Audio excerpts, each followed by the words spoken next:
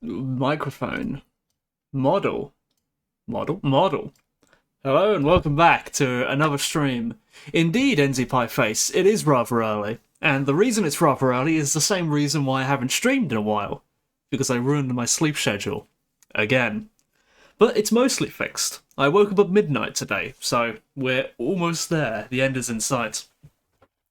And what is also the end in sight is the end of this book. We are now on book 9 out of 10. We are yeah, in sight of the end or something. Anyway, since it's been a while since we did the last one, and it's sort of fortuitous that the last one we did was the one that I read ages ago, was because the last one was very simple, sort of.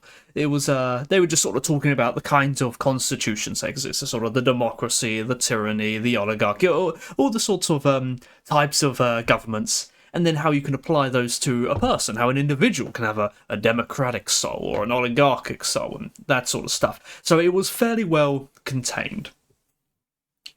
So we're not carrying on too much from the previous train of thought. So it doesn't matter that we've lost our train of thought.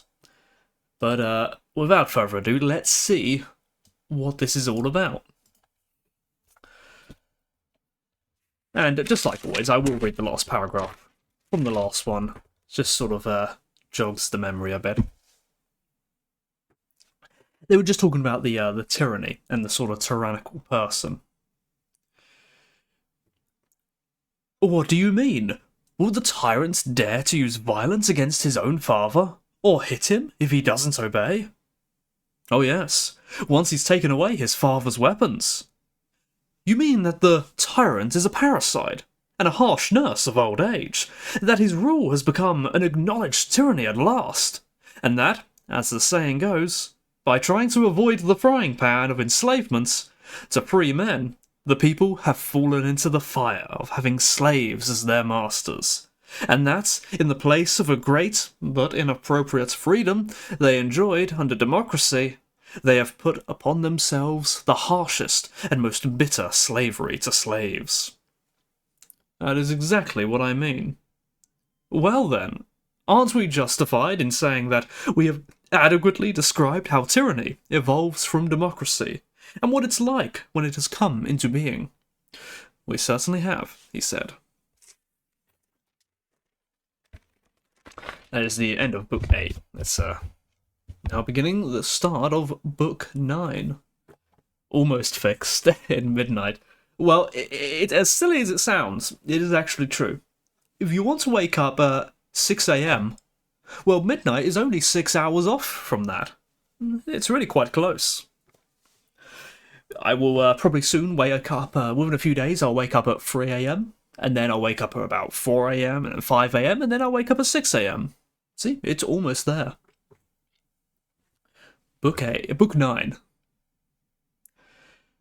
It remains, I said, to consider the tyrannical man himself, how he evolves from a democrat, and what he is like when he has come into being, whether he is wretched or blessedly happy. Yes, he said, he is the one who is still missing. And do you know what else I am still missing?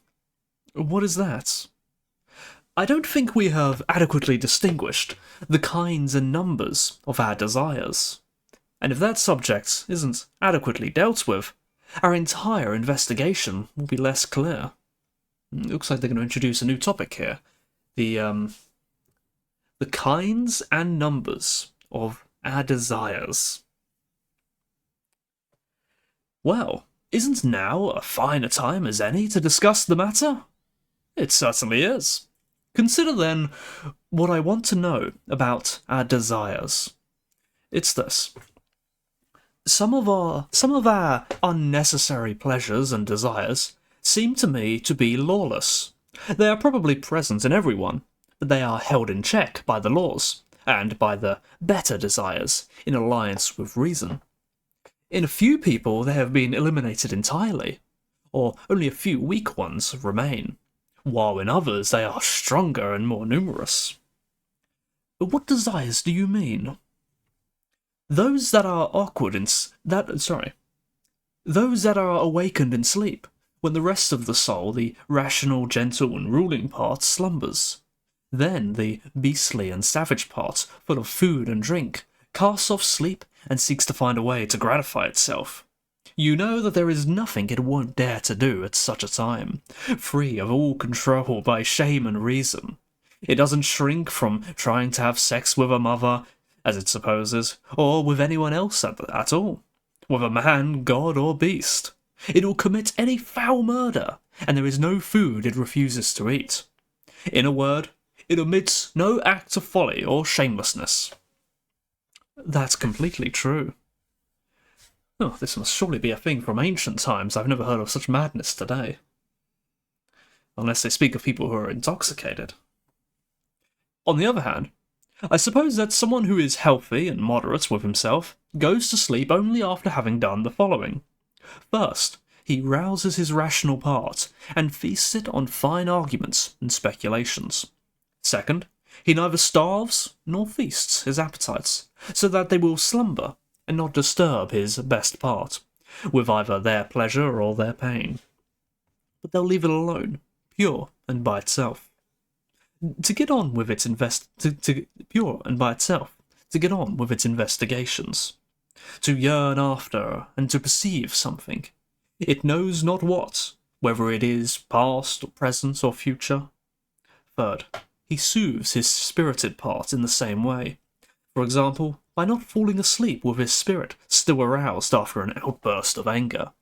And when he has quieted these two parts, and aroused the third, in which reason resides, and so takes his rest, you know that it is then that he best grasps the truth, and that the visions that appear in his dreams are least lawless. Entirely so. However, we've been carried away from what we wanted to establish, which is this. Our dreams make it clear that there is a dangerous, wild, and lawless form of desire in everyone, even in those of us who seem to be entirely moderate or measured. See whether you think I'm talking some sense, or whether or not you agree with me. Oh, I do agree. Recall then what we said when we talked about the democratic man and what he was like. He was produced by being brought up from youth by a thrifty father who valued only those desires that make money, and who despised the unnecessary ones that aim at frivolity and display. Isn't that right? Yes. And by associating with more sophisticated men who are full of the latter desires, he starts to indulge in every kind of insolence, and to adopt their form of behaviour, because of his hatred of his father's thrift. But because he has a better nature than his corruptors, he is pulled in both directions and settles down in the middle, between his father's way of life and theirs, and enjoying each in moderation, as he supposes. He leads a life that is neither slavish nor lawless, and from having been oligarchic, he becomes democratic. Ah, I didn't expect to see you at this hour, G. Clef. I think you're in America, right? It must be very late for you there, but hello, welcome to the stream. We are getting Plato pilled, as usual.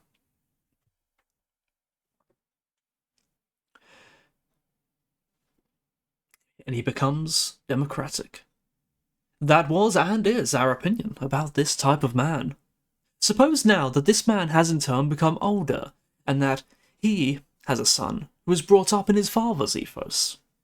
Alright.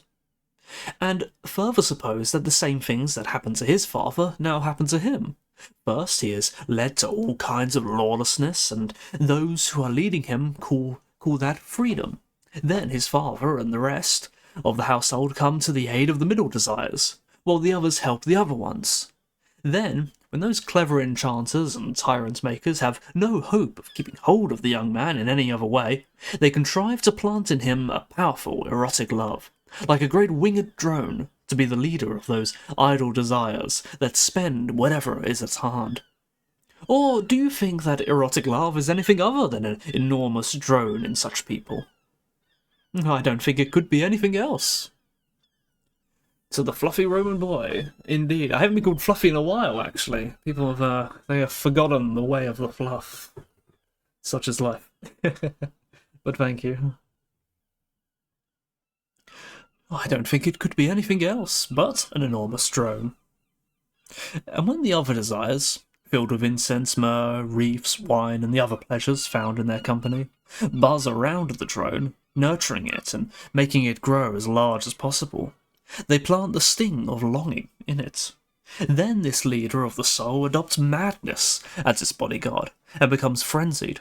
If it finds any beliefs or desires in the man that are thought to be good, or that still have some shame, it destroys them and throws them out until it's purged him of moderation and filled him with imported madness. You take care, Cheecliff. You've perfectly described the evolution of a tyrannical man. Is this the reason that erotic love has long been called a tyrant? Oh, it looks that way. Then doesn't a drunken man have something also of a tyrannical mind? Yes, he has. And a man who is mad and deranged attempts to rule not just human beings but gods as well, and expects that he will be able to succeed. He certainly does. Then a man becomes tyrannical in the precise sense of the term, when either his nature or his way of life, or both of them together, make him drunk, filled with erotic desire, and mad. Absolutely. This, then, it seems, is how a tyrannical man comes to be. But what way does he live? No doubt you're going to tell me, just as posers of riddles usually do. I am. I think that someone in whom a tyrant of erotic love dwells, and in whom it directs everything next, goes in for feasts, revelries, luxuries, girlfriends, and all that sort of thing. Necessarily. And don't many terrible desires grow up day and night beside the tyrannical one, needing many things to satisfy them? Indeed they do. Hence, any income someone like that has is soon spent. Of course. Then borrowing follows an expenditure of capital. What else? And when everything is gone, won't the violent crowd of desires that has nested within him inevitably spout in protest? And driven by the stings of the other desires, and especially by erotic love itself, which leads all of them as its bodyguard, won't he become frenzied and look to see who possesses anything that he could take by either deceit or force? He certainly will. Consequently, he must acquire wealth from every source, or live in great pain and suffering. He must. And just as the pleasures that are latecomers outdo the older ones and steal away their satisfactions, won't the man himself think that he deserves to outdo his father and mother, even though he is younger than they are, to take and spend his father's wealth when he has spent his own share? He certainly will. And if they won't give it to him, won't he first try to steal it from them by deceitful means? Certainly. And if that doesn't work, won't he seize it by force? I suppose so. And if the old man and woman put up a fight, would he be careful to refrain from acting like a tyrant? I'm not very optimistic about their fate if they do. But, good God, Adamantus, do you think he'd sacrifice his long-loved and irreplaceable mother for a recently acquired girlfriend whom he could do without? Or that, for the sake of a new-found and replaceable boyfriend in the bloom of youth, he'd strike his aged and irreplaceable father, his oldest friend? Or that he'd make his parents the slaves of these others, if he brought them under the same roof? Yes, indeed he would. It seems to me to be a great blessing to produce a tyrannical son. Huh? It certainly does. Not sure if there's a joke there I've missed. What about when the possessions of his father and mother give out? With that great swarm of pleasures inside him, won't he first try to break into someone else's house and snatch someone's coat late at night? Then won't he try to loot a temple? And in all this, the old traditional opinions that he had held from childhood about what is fine or shameful, opinions that are accounted just, are overcome by the opinions newly released from slavery that are now the bodyguard of erotic love and hold sway along with it. When he himself was subject to the laws and his father, he had a democratic constitution within him. These opinions used only to be freed in sleep. Now, however, under the tyranny of erotic love, he has permanently become, while awake, what he used to become occasionally while asleep. And he won't hold back from any terrible murder or from any kind of food or act. But rather, erotic love lives like a tyrant within him, in complete anarchy and lawlessness as his sole ruler, and drives him as if he were a city, to dare anything that will provide sustenance for itself, and the unruly mob around it, some of whose members have come in from the outside as a result of his keeping bad company, while others have come from within, freed and let loose by his own bad habits. Isn't this the life that a tyrannical man leads? It is indeed. Now, if there are only a few such men in a city, and the rest of the people are moderates, this mob will leave the city in order to act as a bodyguard to some other tyrant, or to serve as mercenaries if there happens to be a war going on somewhere. But if they chance to live in a time of peace and quiet, they'll remain in the city and bring about lots of little evils. What sort of evils do you mean? They'll steal, break into houses, snatch purses, steal clothes, rob temples, and sell people into slavery. Sometimes, if they are good speakers, they'll become sycophants and bear false witness and accept bribes. These evil people are small, provided that there happen to be only a few such people. Oh yes, for small things are small by comparison to big ones. And when it does come to producing wickedness and misery in a city, all these evils together don't, as the saying goes, come within a mile of the rule of a tyrant. But when such people become numerous, and conscious of their numbers, it is they, aided by the foolishness of the people, who create a tyrant. And he, more than any of them, has in his soul the greatest and strongest tyrant of all. Naturally, for he'd be the most tyrannical. This is an interesting thought. I was about to say the same thing, NZ Pieface. This does feel too real. However, I suspect we're thinking of a different example.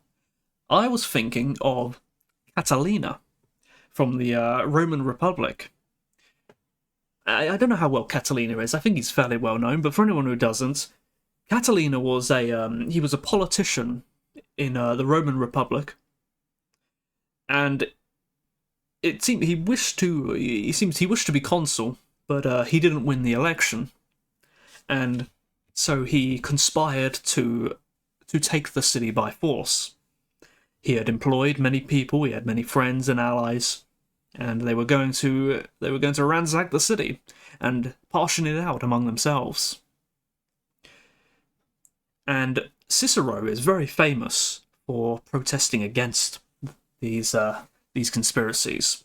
He's the one who brings them to the public's knowledge with a powerful speech, and in the end has them all killed. And he describes the people that Catalina befriends are these exact sorts of people named in this Plato book. These people who are on their own are small, petty criminals. But when organised under a tyrant, they do become very powerful, and they have no concerns about destroying the city. And that can very well happen, as scary as it is. That if the city happens to yield willingly, but if it resists him, then, just as he once chastised his mother and father, he'll now chastise his fatherland, if he can, by bringing in new friends, and making his fatherland and his dear old motherland, as the Cretans call it, their slaves, and keeping them that way. For this is surely the end at which such a man's desires are directed.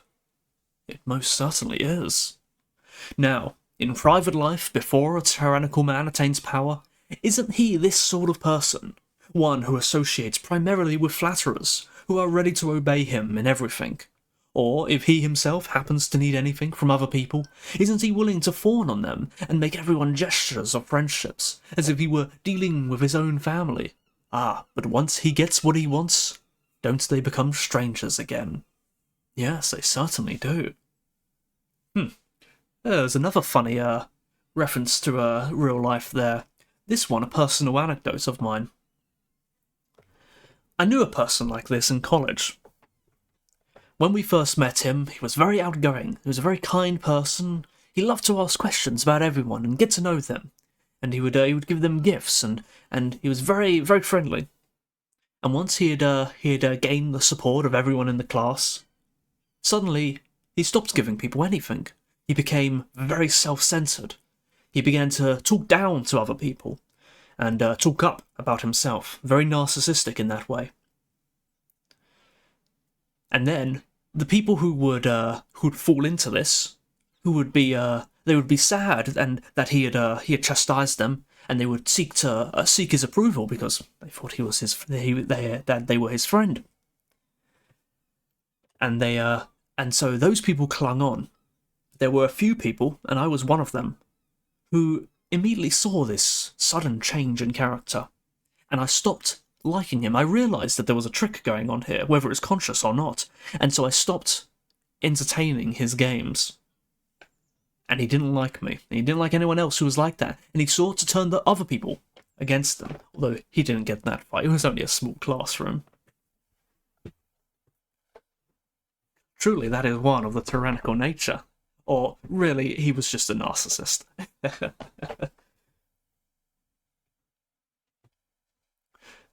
Yes, they certainly do. So, someone with a tyrannical nature lives his whole life without being friends with anyone, always a master to one man or a slave to another, and never getting a taste of either freedom or true friendship. That's right.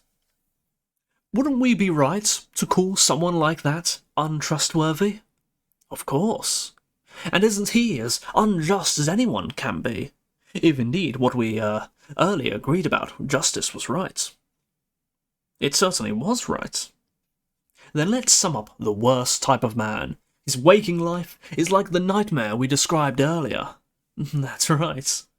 And he evolves from someone by nature most tyrannical, who achieves sole rule, and the longer he remains tyrant, the more like the nightmare he becomes. That's inevitable, said Glaucon, taking over the arguments.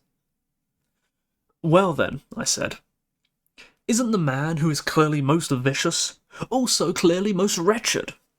And isn't the one who, for the longest time, is most of all a tyrant, most wretched for the longest time? If, that is to say, truth, rather than majority opinion, is to settle those questions. That much is certain, at any rate. And isn't a tyrannical man like a city ruled by a tyrant, a democratic man like a city ruled by a democracy, and similarly with the others? Of course. And won't the relations between the cities with respect to virtue and happiness be the same as those between the men? Certainly. Then how does the city ruled by a tyrant compare to the city ruled by kings that we described first? Well, they are total opposites. One is the best, and the other is the worst. I won't ask you which is which, since it's obvious, but is your judgment the same with regard to their happiness and wretchedness? And let's not be dazzled by looking at one man, tyrant, or of the few who surround him, but since it is essential to go into the city and study the whole of it, let's not give our opinion till we've gone down and looked into every corner. That's right, for it's clear to everyone that there is no city more wretched than one ruled by a tyrant, and none more happy than one ruled by kings. Would it be right, then, to make the same challenge about the individuals? Assuming first that the person who is fit to judge them is someone who, in thought, can go down into a person's character and examine it thoroughly. Someone who doesn't judge from outside the way a child does, who is dazzled by the facade that tyrants adopt for the outside world to see, but is able to see right through that sort of thing. And second, that he's someone, since we'd all listen to him if he were, who is competent to judge. because he has lived in the same house with a tyrant and witnessed his behaviour at home and his treatment of each member of his household when he is stripped of his theatrical facade, and has seen how he behaves when in danger from those people. Shouldn't we ask the person who has seen all that to tell us how the tyrant compares to the others in happiness and wretchedness? That's also right. Then do you want us to pretend that we are among those who can give such judgments, and that we have already met tyrannical people, so that we'll have someone to answer our questions? I certainly do. Come then, and look at it this way for me. Bearing in mind the resemblance between the city and the man, look at each in turn, and describe its condition. What kind of things do you want me to describe?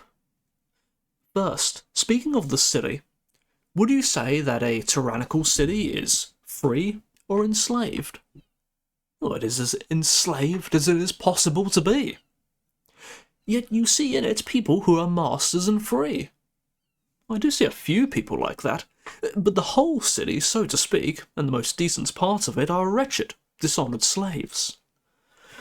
Then, if man and city are alike, mustn't the same structure be in him too? And mustn't his soul be full of slavery and unfreedom? And with unfreedom, that's a very ugly word there, unfreedom. Very well. With the most decent parts enslaved, and with a small part, the maddest and most vicious, as their master.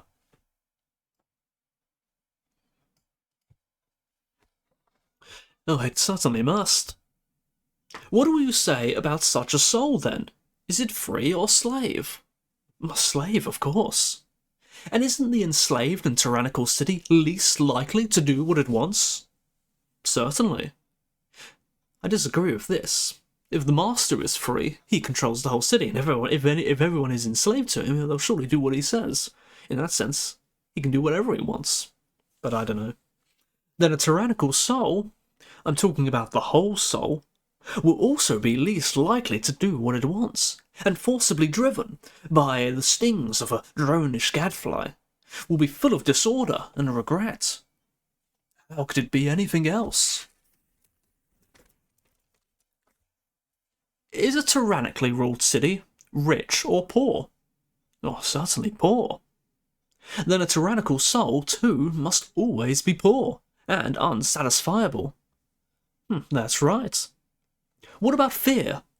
Aren't a tyrannical city and man full of it? Absolutely. And do you think that you'll find more wailing, groaning, lamenting, and grieving in any other city? Certainly not.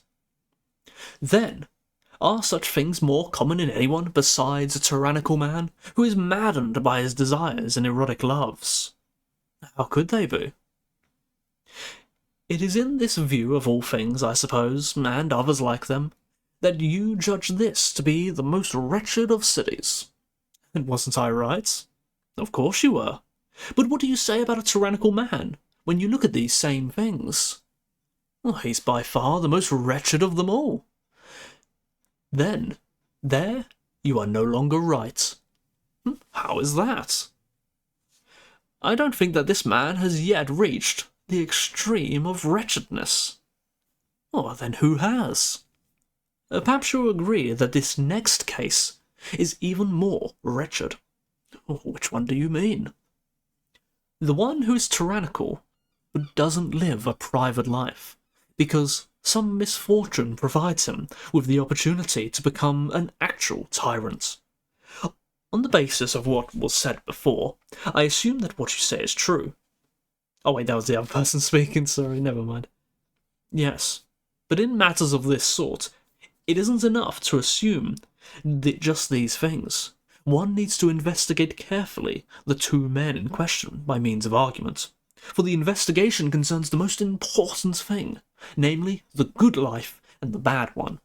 That's absolutely right. Then consider whether I'm talking sense or not, for I think our investigation will be helped by the following examples. And what are they? We should look at all the wealthy private citizens in our cities, who have many slaves, for, like a tyrant, they rule over many, although not over so many as he does. That's right. and you know that they're secure and do not fear their slaves. Oh, what have they got to be afraid of? Nothing. And do you know why? Yes, it's because the whole city is ready to defend each of its individual citizens. You're right. But what if some god were to lift one of these men, his 50 or more slaves and his wife and children, out of the city, and deposit him with his slaves and other property in a deserted place, where no free person could come to his assistance? How frightened would he be that he himself and his wife and children would be killed by the slaves? Very frightened indeed. And wouldn't he be compelled to fawn on some of his own slaves, promise them lots of things, and free them, even though he didn't want to? And wouldn't he himself become a panderer to slaves? He'd have to, or else he'd be killed. What if the god were to settle many other neighbours around him, who wouldn't tolerate anyone to claim that he was the master of another, and who would inflict the worst punishments on anyone they caught doing it? I suppose that he'd have even worse troubles, since he'd be surrounded by nothing but vigilant enemies. And isn't this the kind of person in which the tyrant is held? The one whose nature is such as we have described, filled with fears and erotic loves of all kinds. Even though his soul is really greedy for it, he's the only one in the whole city who can't travel abroad, or see the sights that other free people want to see. Indeed, he lives like a woman, mostly confined to his own house, envying any other citizen who happens to travel abroad, and see something worthwhile. That's entirely so. Then, isn't this harvest of evils a measure of the difference between a tyrannical man who is badly governed on the inside, whom you judge to be most wretched now, and one who doesn't lead a private life but is compelled by some chance to be a tyrant, who tries to rule others when he can't even control himself? He is just like an exhausted body without any self-control, which, instead of living privately, is compelled to compete and fight with other bodies all its life. That's exactly what he's like. And what you say is absolutely true. I won't mention this anecdote, but there is a person who's quite like that I know. Truly a tragic life. Hostile to others, and even hostile to themselves, through their own foolishness. And so, Glaucon, isn't this a completely wretched condition to be in? And doesn't the reigning tyrant have an even harder life than the one you judged to be hardest? He certainly does. In truth, then, and whatever some people may think, a real tyrant is really a slave, compelled to engage in the worst kind of fawning, slavery, and pandering to the worst kind of people. He's so far from satisfying his desires in any way that it is clear, if one happens to know that one must study his own soul. If one happens to know that one must study his whole soul, that he's in the greatest need of most things, and truly poor, and if indeed his state is like that of the city he rules, then he's full of fear, convulsions, and pains throughout his life. And it is like it, isn't it? It is indeed. And we also attribute to the man what we mentioned before, namely that he is inevitably envious, untrustworthy, unjust, friendless, impious, host and nurse to every kind of vice, and that his ruling makes him even more so. And because of all these, he is extremely unfortunate and goes on to make those near him like himself. No one with any understanding could possibly contradict you. Come then, and like the judge who makes the final decision, tell me who among the five, the king, the timocrat, the oligarch, the democrat, and the tyrant, is first in happiness? Who second, and so on in order? That's easy. I rank them in virtue and vice, in happiness and its opposite, in the order of their appearance, as I might judge choruses. Shall we then hire a herald, or shall I myself announce that the son of Ariston has given his verdict, and that the best, the most just, and the most happy is the most kingly, who rules like a king over himself, and that the worst, the most unjust, and the most wretched is the most tyrannical, who most tyrannizes himself and the city he rules? Let it be so announced. And shall I add to the announcement that it holds whether these things remain hidden from every god and human being, or not? Oh, do add it. Good. Then, this is one of our proofs, and there'd be a second if you happen to think that there is anything in this. In what? In the fact that the soul of each individual is divided into 3 parts, in just the way that a city is. For that reason, I think that there is another proof. What is that? This. It seems to me that there are 3 pleasures concerning the 3 parts of the soul, one peculiar to each part, and similarly with desires and kinds of rule. What do you mean? The first, we say, is the part with which a person learns. The second, with the part with which he gets angry. As for the third, we had no special name for it since it's multiform, so we named it after the biggest and strongest thing in it. Hence we called it the appetitive part, because of the intensity of its appetites for food, drink, and sex, and all the things associated with them. But we also called it the money-loving part, because such appetites are most easily satisfied by means of money. And rightly so.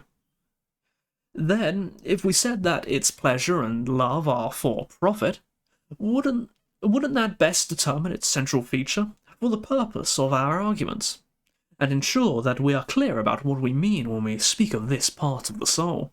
And wouldn't we be right to call it money-loving or profit-loving? No, that's how it seems to me, at least. What about the spirited part? Don't we say that it is wholly dedicated to the pursuit of control, victory, and high repute? Certainly. Then wouldn't it be appropriate for us to call it victory-loving and honour-loving? It would be most appropriate. Now it is clear to everyone that the part with which we learn is always wholly straining to know where the truth lies, and that of the 3 parts it cares least for money and reputation. By far the least. Then wouldn't it be right to call it learning-loving, or philosophical? Of course. And doesn't this part rule in some people's souls, while one of the other parts, whichever it happens to be, rules in other people's? That's right. And isn't that the reason we say that there are 3 primary kinds of people? Philosophic, victory-loving, and profit-loving? That's it precisely. And also 3 forms of pleasure, one assigned to each of them. Certainly. And do you realize that, if you chose to ask 3 such people in turn to tell you which of their lives is the most pleasant, each would give the highest praise to his own? Won't a money-maker say that the pleasure of being honoured and that of learning are worthless compared to that of making profit, if he gets no money from them? He will. And what about an honour-lover? Doesn't he think that the pleasure of making money is vulgar, and that the pleasure of learning, except in so far as it brings him honour, is smoke and nonsense? He does. And as for a philosopher, what do you suppose he thinks the other pleasures are worth compared to that of knowing where the truth lies, and always being in some such pleasant condition while learning? Won't he think that they are far behind? And won't he call them really necessary? Since he'd have no need for them if they weren't necessary for life. He will, we can be sure of that. Then, since there's a dispute between the different forms of pleasure and between the lives themselves, not about which way of living is finer or more shameful, or better or worse, but about which is more pleasant and less painful, how are we to know which of them is speaking most truly? Don't ask me. Look at it this way. How are we to judge things if we want to judge them well? Isn't it by experience, reason, and argument? Or could anyone have better criteria than these? How could he? Consider this, then. Which of the 3 men has the most experience of the pleasures we mentioned? Does a profit-lover learn what the truth is? What the truth is like? Or acquire more experience of the pleasure of knowing it than a philosopher does of making profits? There's a big difference between them. A philosopher has, of necessity, tasted the other pleasures since childhood, but it isn't necessary for a profit-lover to taste or experience the pleasures of learning the nature of the things that are and how sweet it is. Indeed, even if he were eager to taste it, he couldn't easily do so. Ah, hello, Venusaur, Vin, that's it, Vin, I remember now. Son, speaking of pleasure, can you give your opinion on bulls? Well, I think that Jupiter is the best ball of all, followed secondly by Mars. Neptune is alright as well, although I've heard it's not actually as blue as people say. Those are my rankings, and all the others are mid.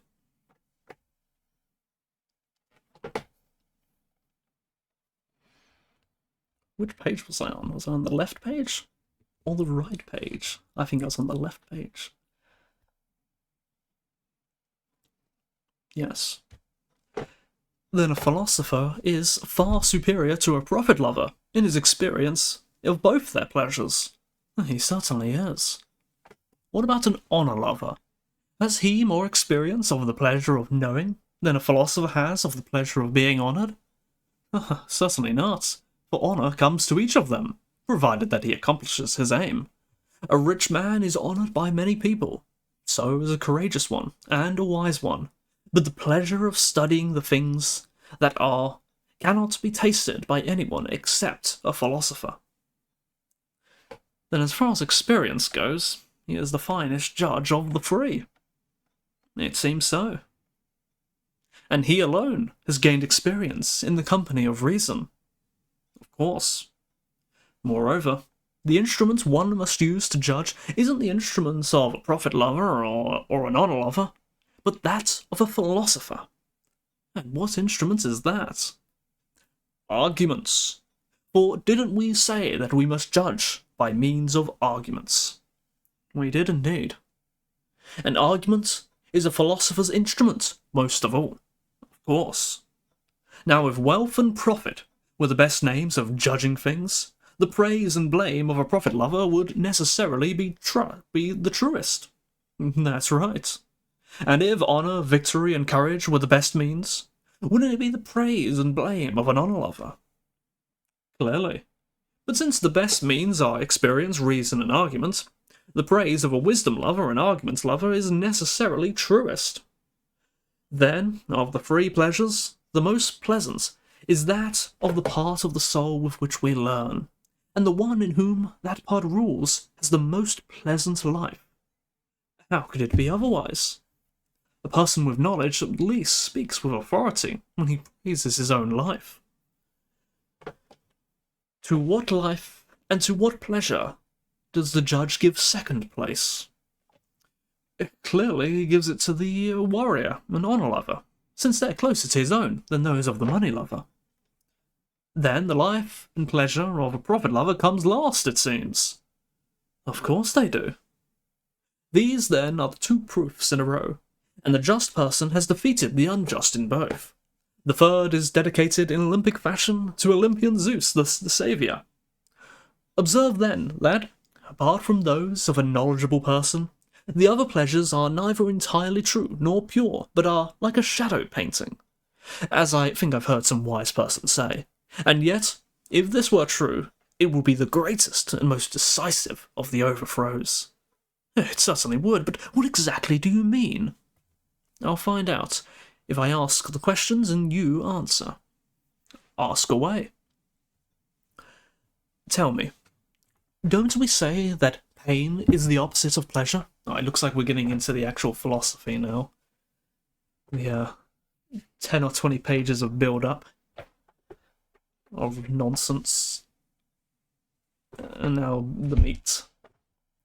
Tell me, don't we say that pain is the opposite of pleasure? Certainly. And is there such a thing as feeling neither pain nor pleasure? There is. Isn't it intermediate between these two? A sort of calm of the soul by comparison to them? Well, don't you think so? I certainly do think so.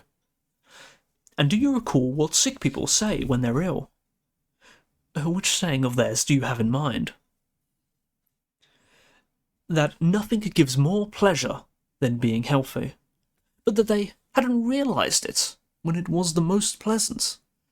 But they hadn't realised that it was the most pleasant until they fell ill. I do recall. And haven't you also heard that those who are in great pain say that nothing is more pleasant than the cessation of their suffering? I have. And there are many other similar circumstances, I suppose, in which you find people in pain praising, not enjoyment, but the absence of pain, and relief from it as pleasant. That may be because at such times a state of calm becomes pleasant enough to content them. And when someone ceases to feel pleasure, this calm will be painful to him. Probably so. Then the calm we described as being intermediate between pleasure and pain will sometimes be both. So it seems. Now, is it possible for that which is neither to become both? Oh, that's nonsense. Moreover, the coming to be of either the pleasant or the painful in the soul is a sort of motion, isn't it? I see we're getting into real Heraclitean nonsense here. Yes. And didn't what is neither painful nor pleasant come to light just now as a calm state, intermediate between them? Yes, it did. Then how can it be right to think that the absence of pain is pleasure, or that the absence of pleasure is pain? Well, there's no way it can be. Then it isn't right. But when the calm is next to the painful, it appears pleasant. And when it is next to the pleasant, it appears painful. However, there is nothing sound in these appearances as far as the truth about pleasure is concerned. Only some kind of magic. That's what the argument suggests at any rate. Take a look at the pleasures that don't come out of pains, so that you won't suppose in their case also that it is the nature of pleasure to be the cessation of pain, or of pain to be the cessation of pleasure. Where am I to look? Well, what pleasures do you mean? The pleasures of smell are especially good examples to take note of, for they suddenly become very intense without being preceded by pain, and when they cease, they leave no pain behind. But there are plenty of other examples as well. That's absolutely true. Then let no one persuade us that pure pleasure is relief from pain, or that pure pain is relief from pleasure. Wow, Epicurious BTFO live on stream. No, let's not. However, most of the so-called pleasures that reach the soul through the body, as well as the most intense ones, are of this form. They are some kind of relief from pain. Yes, they are. And aren't the pleasures and pains of anticipation, which arise from the expectation of future pleasures and pains, also of this form? They certainly are. Do you know what kind of thing they are, and what they most resemble? No, what is that? Do you believe that there is an up, a down, and a middle in nature? I suppose so. And do you think that someone who is brought down from below to the middle would have any other belief than that he was moving upwards? And if he stood in the middle and saw where he had come from, would he believe that he was anywhere other than the upper region, since he hadn't seen the one that is truly upper? My God, I don't see how he could think anything else. And if he was brought back, wouldn't he suppose that he was being brought down? And wouldn't he be right? Of course. Then wouldn't all this happen to him because he is inexperienced in what is really truly up, down, and in the middle? Clearly. Is it any surprise, then, if those who are inexperienced in the truth have unsound opinions and lots of other things as well, or that they are so disposed to pleasure, pain, and the intermediate state that when they descend to the painful, they believe truly, and they believe truly and really are in pain, but that when they ascend from the painful to the intermediate, they firmly believe that they have reached fulfillment and pleasure. They are inexperienced in pleasure and are deceived when they compare pain to painlessness, just as they would be if they compared black to grey without ever experiencing white. No, by God, I wouldn't be surprised. In fact, I'd be very surprised if it were any other way. Think of it this way. Aren't hunger, thirst, and the like some sort of empty states of the body? They are. And aren't ignorance and lack of sense empty states of the soul? Of course. And wouldn't someone who partakes of nourishment or strengthens his understanding be filled? Certainly. Does the truer filling up fill you up with that which is less or that which is more? Well, clearly, with that which is more. And which kind partakes of pure being? Kinds of filling up, such as filling up with bread or drink or delicacies and food in general? Or the kind of filling up that is with true belief, knowledge, understanding, and in some with all of virtue? Judge it this way. That which is related to what is always the same, immortal and true, is itself of that kind, and comes to be in something of that kind. That is more. Don't you think that that which is related to what is never the same and mortal is itself of that kind, and comes to be in a mortal sort of way? That which is related to what is always the same is far more. And does the being of what is always the same participate more in being than in knowledge? Not at all. Or more in truth? Not that either. And if less in truth, then less in being also? Necessarily. And isn't it generally true that the kinds of filling up that are concerned with the care of the body share less in truth and being than those concerned with the care of the soul? Very much so. And don't you think that the same holds of the body in comparison to the soul? Certainly. And isn't that which is more, and is filled with things that are more, really more filled than that which is less, and filled with things that are less? Of course. Therefore, if being filled with what is appropriate to our nature is pleasure, and that which is more filled with things that are more enjoys more, really and truly more pleasure, well, that which partakes of things that are less is less truly and surely filled, and partakes of less trustworthy and less pleasure. That's absolutely inevitable. Therefore, those who have no experience of reason or virtue, but are always occupied with feasts and the like, are brought down, and then back up to the middle, and as it seems, and wander in this way throughout their lives, never reaching beyond this to what is truly higher up, never looking up at it, or being brought up to it, so that they aren't filled with that which really is, and never taste any stable or pure pleasure. Instead, they always look down at the ground, like cattle, and, with their heads bent over the dinner table, they feed, fatten, and fornicate. To outdo others in these things, they kick and butt them with iron horns and hooves, killing each other because their desires are insatiable.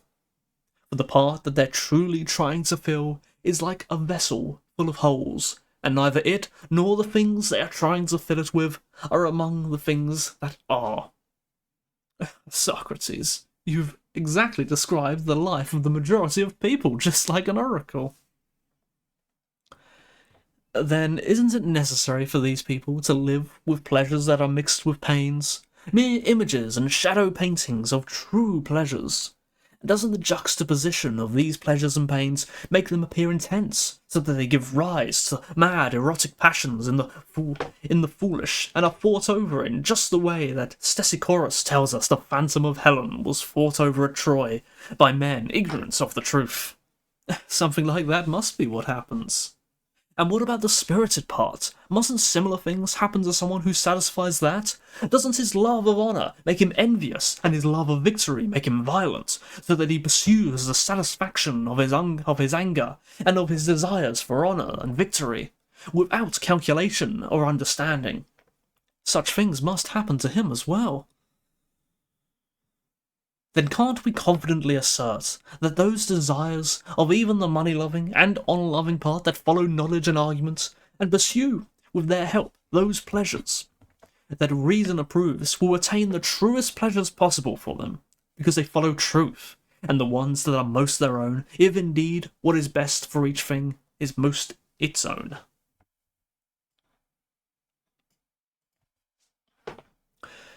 and indeed the best.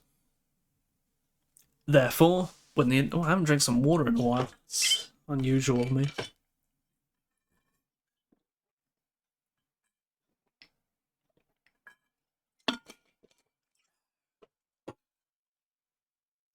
And indeed the best. Therefore, when the entire soul follows the philosophic part, and there is no civil war in it, each part of it does its own work exclusively and is just, and in particular it enjoys its own pleasures, the best and truest pleasures possible for it. Absolutely. But when one of the other parts gains control, it won't be able to secure its own pleasure, and will compel the other parts to pursue an alien and untrue pleasure. That's true. And on the parts that are most distant from philosophy and reason, the ones most likely to do this sort of compelling, they're very much likely. And isn't whatever is most distant from reason also most distant from law and order? Clearly. And didn't the erotic and tyrannical desires emerge as most distant from these things? By far. And weren't the kingly and orderly ones least distant? Yes. Then I suppose that a tyrant will be most distant from a pleasure that is both true and his own, and that a king will be least distant, necessarily. So, a tyrant will live most unpleasantly, and a king most pleasantly, necessarily. You know, there's some irony here in that the word tyrant, coming from the Greek tyrannos, actually does just mean king. I assume in the Greek here, the word they're using for king here is probably basileus, which is another word for king. But they mean the same thing. Of course, even into the ancient Greeks, tyrannos did eventually did quite quickly become a sort of name for a tyrant. But it does originally just mean king, which is sort of funny how they are so polar opposites from each other on such slim details. So a tyrant will live most unpleasantly, and a king most pleasantly. Necessarily. Do you know how much more unpleasant a tyrant's life is than a king's? I will if you tell me. There are, it seems, 3 pleasures. 1 genuine and 2 illegitimate. And a tyrant is at the extreme end of the illegitimate ones, since he flees both law and reason, and lives with a bodyguard of certain slavish pleasures. But it isn't easy, all the same, to say just how inferior he is to a king, except perhaps as follows. A tyrant is somehow third from an oligarch, for a democrat was between them. Yes. Then if what we said before was true, doesn't he live with an image of pleasure that is third from an oligarch's, with respect from truth?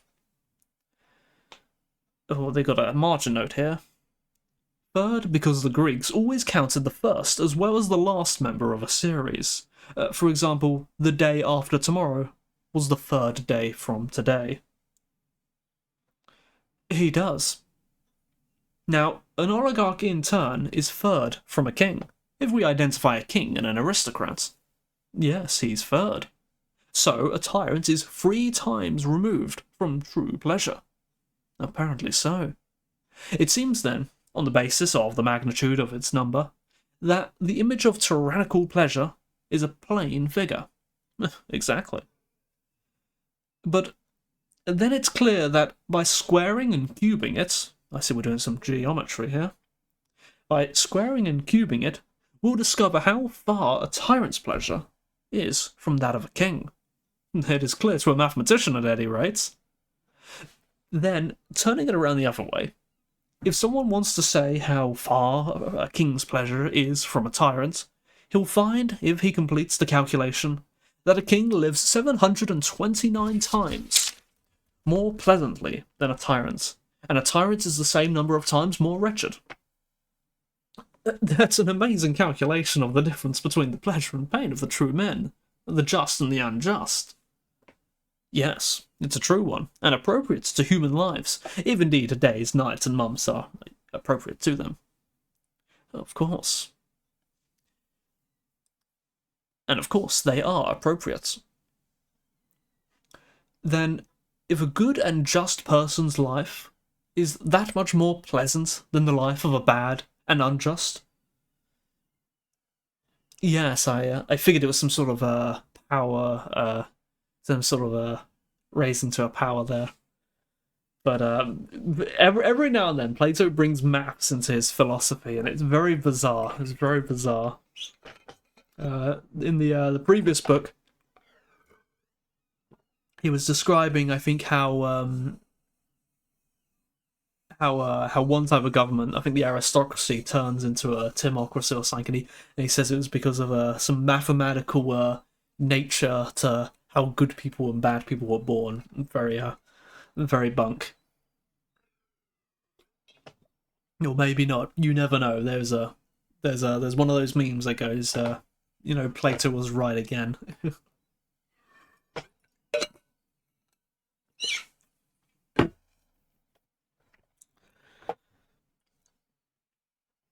Oh, where was I? Then, if a good and just person's life is that much more pleasant than the life of a bad and unjust person, won't its grace and fineness and virtue be incalculably greater? By God, it certainly will. Alright, then, since we've reached the point in the argument, let's return to the first things we asked, since they are what led us here. I think someone said at some point that injustice profits accompany a completely unjust person who is believed to be just. Let me read that again. Since that's what led us. Sorry, I can't talk. Alright then. Since we've reached the point in the argument, let's return to the first things we said, since they are what led us here. I think someone said at some point that injustice profits a completely unjust person who is believed to be just. Isn't that so? It certainly is. Now let's discuss this with him, since we've agreed on the respective powers that injustice and justice have. How? By fashioning an image of the soul in words, so that the person who says this sort of thing will know what he is saying. What sort of image? Like those of the creatures that legends tell us, that used to come into being in ancient times, such as the Chimera, the Scylla, the Cerberus, or any of the multitude of others, which many different kinds of things are said to have grown naturally into one. Yes, legends do tell us of such things. Well then, fashion a single kind of multicoloured beast with a ring of many heads that it can grow and change at will, some from gentle, some from savage animals. That works for a clever artist, however, since words are more malleable than wax and the like, consider it done. Then fashion one other kind, that of a lion, or of another human being, but make the first much the largest, and the other second to it in size. That's easier, the sculpting is done. Now join the three of them into one, so that they somehow grow together naturally. They're joined. Then, fashion around them the image of one of them, that of a human being, so that anyone who sees only the outer covering and not what's inside will think it's a single creature, a human being. It's done. Then, if someone maintains that injustice profits this human being, and that doing just things brings no advantage, let's tell him that he is simply saying it's beneficial for him, first to feed the multiform beast well and make it strong, and also the lion and all that pertains to him. Second, to starve and weaken the human being within, so that he is dragged along wherever either of the other two leads. And third, to leave the parts, to bite and kill one another, rather than accustoming them to each other and making them friendly. Yes, absolutely. Well, that's absolutely what someone who praises injustice is saying. But on the other hand, wouldn't someone who maintains that just things are profitable be saying first that all our words and deeds ensure that the human being within this human being has the most control, Second, that he should take care of the many-headed beast, as a farmer does his animals, feeding and domesticating the gentle heads, and preventing the savage ones from growing. And third, that he should make the lion his lion's nature his ally, care for the community of all his parts, and bring them up in such a way that they will be friends with each other, and with himself. Yes, that's exactly what someone who praises justice is saying. From every point of view, then, anyone who praises justice speaks truly, and anyone who praises injustice speaks falsely. However we look at the matter from the point of view of pleasure, good reputation, or advantage, a praiser of justice tells the truth, while one who condemns it has nothing sound to say, and condemns it without knowing that which he is condemning. In my opinion, at least, he knows nothing about it. Then let's persuade him gently, for he isn't wrong of his own will, by asking him these questions. Should we say that this is the original basis for the conventions about what is fine and what is shameful? Fine things are those that subordinate the beast parts of our nature to the human, or better, perhaps to the divine. Shameful are those that enslave the gentle to the savage. Will he agree, or what? Oh, he will if he takes my advice.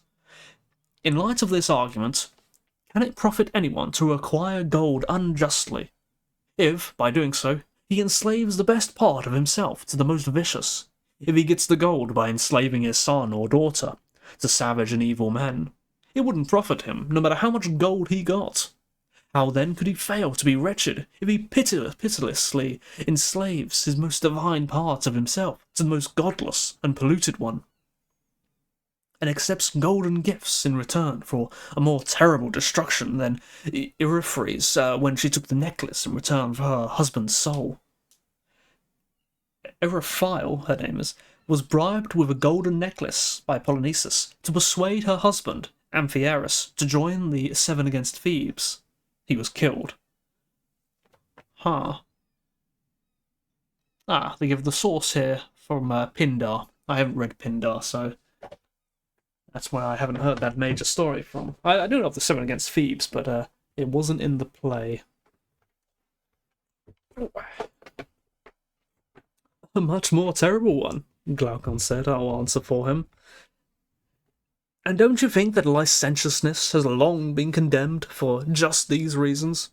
Namely that, because of that terrible, large, and multiform beast is let loose more than it should be? Clearly. And aren't stubbornness and irritability condemned because they inharmoniously increase and stretch the lion-like and snake-like parts? Certainly. And aren't luxury and softness condemned because the slackening and loosening of this same part produce cowardiceness in it? Of course.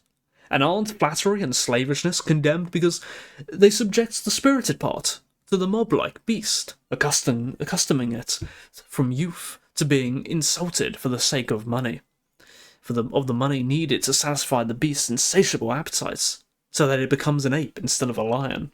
They certainly are. Why do you think that the condition of a manual worker is despised? Or is it for any reason other than this? When the best part is naturally weak in someone, it can't rule the beasts within him, but can only serve them and learn to flatter them. Probably so. Therefore, to ensure that someone like that is ruled by something similar to what rules the best person, we say that he ought to be the slave of that best person who has a divine ruler within himself.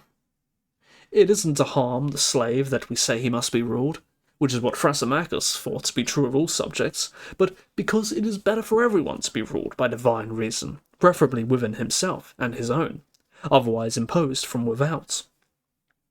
Yes, I know here the word without there is talking about the opposite of within, an uncommon word. External and internal, within, without.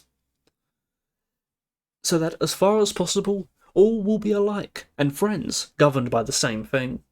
Yes, that's right. This is clearly the aim of the law, which is the ally of everyone, but it's also our aim in ruling our children. We don't allow them to be free until we establish a constitution within themselves, just as in a city, and by fostering their best part with our own, equip them with a guardian and a ruler similar to our own, to take our place. Then, and only then, do we set them free. Clearly so.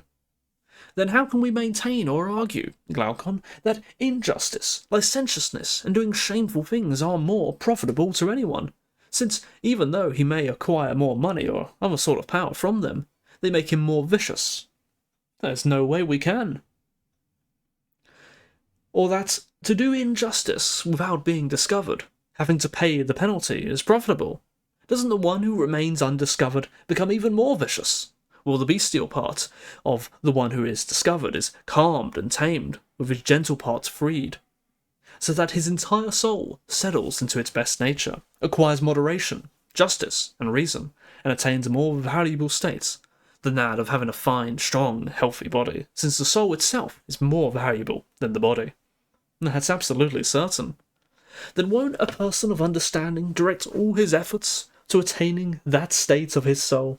First, he'll value the studies that produce it, and despise the others. Clearly so. Second, he won't entrust the condition and nurture of his body to the irrational pleasure of the beast within him, or turn his life in that direction. But neither will he make health his aim, or assign first place to being strong, healthy, and beautiful, unless he happens to require moderation as a result. Rather, it's clear that he will always cultivate the harmony of his body, for the sake of the consonance in his soul. He certainly will, if indeed he's truly trained in music and poetry. Will we also keep order and consonance in his acquisition of money? Will the same end with the same end in view? Or, even though he isn't dazzled by the size of the majority into accepting their idea of blessed happiness, will he increase his wealth without limit, and so have unlimited evils? No, not in my view. Rather, he'll look to the constitution within him, and guard against disturbing anything in it, either by too much money or by too little. And in this way, he'll direct both the increase and expenditure of his wealth as far as he can. That's exactly what he'll do. And he'll look to the same thing where honours are concerned. He'll willingly share in and taste those that he believes will make him better, but he'll avoid any public or private honour that might overthrow the established condition of his soul. If that's his chief concern, he won't be willing to take part in politics. Yes, by the dog, he certainly will. At least in his own kind of city, but he may not be willing to do so in his fatherland, unless some divine good luck chances to be his. I understand. You mean he'll be willing to take part in the politics of the city we were founding and describing? The one that exists in theory, for I don't think it exists anywhere on Earth. But perhaps I said there is a model of it in heaven, for anyone who wants to look at it and to make himself its citizens on the strength of what he sees. It makes no difference whether it is or ever will be somewhere, for he would take part in the practical affairs of that city and no other. Probably so, he said. And that is the end of Book 9. Got a bit difficult in the middle there. So when I write my notes of it, that'll be a brain churner. But, whew. That was quite a rambly one, that was.